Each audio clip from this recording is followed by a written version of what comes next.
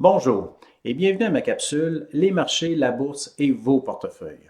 Aujourd'hui, jeudi le 1er avril 2021, et c'est pas un poisson de raville, on va couvrir le plan d'infrastructure aux États-Unis de près de 2000 milliards de dollars, dur début d'année pour les obligations, et enfin, on va parler des fiducies immobilières résidentielles, donc les fiducies privées, souvent nommées REITs. Bonjour, je me présente, Dominique Lapointe, propriétaire du cabinet de services financiers, le Groupe de Vimy.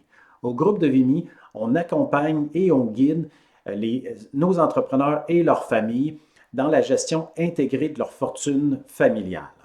Donc, pour la revue des marchés, on débute.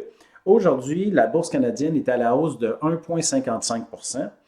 La bourse américaine, je me fie toujours sur Standard & Poor's 500, beaucoup plus large, 1,18 pour cent à la hausse et le Nasdaq 1,76 pour cent à la hausse. Bien sûr, les deux derniers indices, c'est en dollars américains, une fois converti en canadien, ça bouge un petit peu.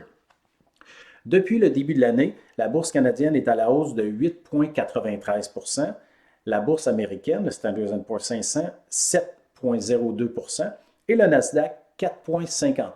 Fait qu'on voit déjà qu'il y a une différence. Le Canada, rattrapage l'année passée moins bien fait. Donc, les banques, le pétrole a repris. Dans le fond, a repris est revenu à des valeurs plus normales.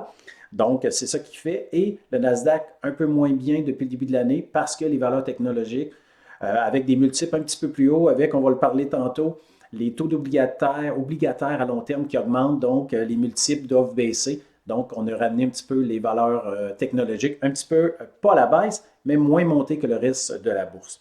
Depuis la dernière vidéo, donc depuis un mois, donc la bourse canadienne à la hausse de 0,84, bourse américaine à la hausse de 2,14 et le Nasdaq à la hausse de 0,63. Pour les portefeuilles privés GDV, groupe de Vimy, donc bien sûr, c'est en date d'hier et avant les honoraires. Donc, le modéré à moins 0,58, équilibré moins 0,15 et notre croissance, notre portefeuille croissance, à moins 0,21. On voit la différence quand on rajoute des obligations qui ont moins bien fait depuis le début de l'année.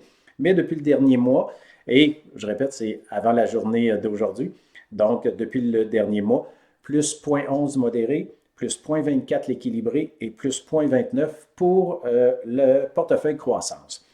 Bien sûr, les bourses seront fermées demain pour le vendredi de Pâques.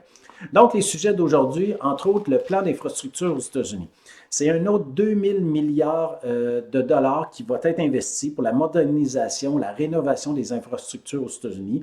Il y avait beaucoup de choses qui étaient laissées aller, donc pas beaucoup de dépenses. Donc, le président Biden a décidé de mettre de l'argent dans cette voie-là.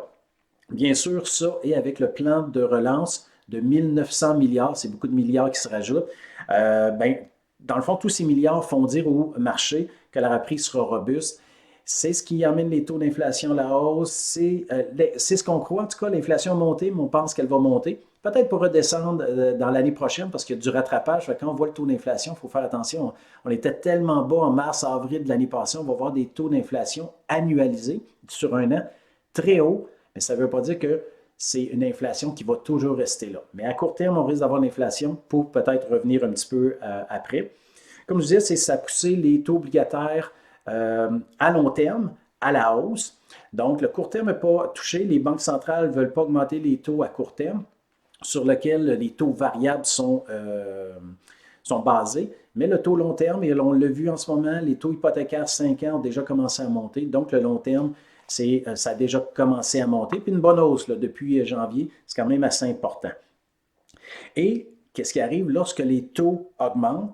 Bien, c'est la valeur des obligations qui baisse. C'est ce qui fait que les fonds d'obligation, ça a été difficile. Bien sûr, ce n'est pas la même chose. Ça a plus touché des fonds obligataires sécuritaires, gouvernementales à une duration plus longue. Donc, lorsque c'était des obligations qui vont venir à échéance dans plus longtemps, ça a un plus gros impact. Alors que le court terme, le corporatif, ça a un peu moins touché. Mais toutes les obligations difficiles depuis le début de l'année.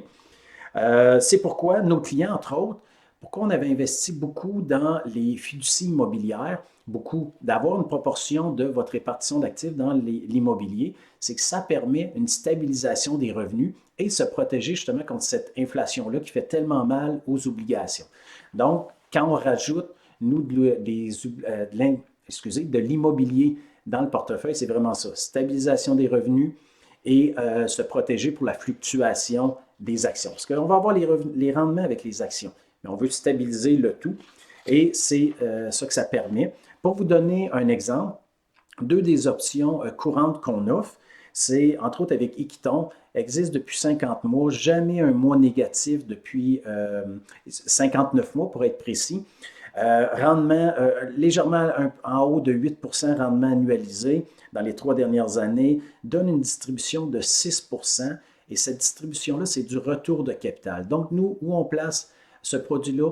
Dans les compagnies de gestion, parce qu'on veut à cause de la fiscalité, dans les compagnies de gestion et dans les comptes ouverts non enregistrés. Ça, c'est un des produits qu'on offre. L'autre produit, c'est Centurion. Donc, un peu la même chose, fiducie immobilière privée, c'est important. Ce n'est pas des fiducies, quand j'ai dit tantôt REITs, souvent c'est négocié à la bourse, alors que nous, c'est privé. Donc, oui, il faut se qualifier, ce n'est pas tout le monde qui peut investir, mais ça nous permet d'avoir accès directement, comme copropriétaire, je peux m'exprimer sans les risques, d'être participant dans ces portefeuilles immobiliers-là. Je parle de Centurion, c'est plus de 3,3 milliards d'actifs, existe depuis 2009, jamais un mois négatif, toujours un rendement positif à tous les mois. Et la distribution, quand je parlais de Equiton, je disais d'à peu près 6 alors que Centurion, c'est une distribution moindre, à peu près 4 au lieu de 6, excusez pour Centurion. Et ça permet, sur la 4 par exemple, qui n'est pas tout du retour de capital, il y a une partie en intérêt. Donc, moins de distribution, un peu d'intérêt. Donc, où on le place, surtout dans le CELI, dans les REER, c'est là qu'on le place le mieux. En ce moment, Centurion, il est fermé. On prévoit qu'il rouvre d'ici l'été. Donc, il y a tellement un afflux d'argent puis que ça va tellement bien. Donc, ils ont décidé de fermer le fonds depuis quelques mois. Fait qu'aussitôt que ça rouvre, nos clients vont pouvoir en profiter.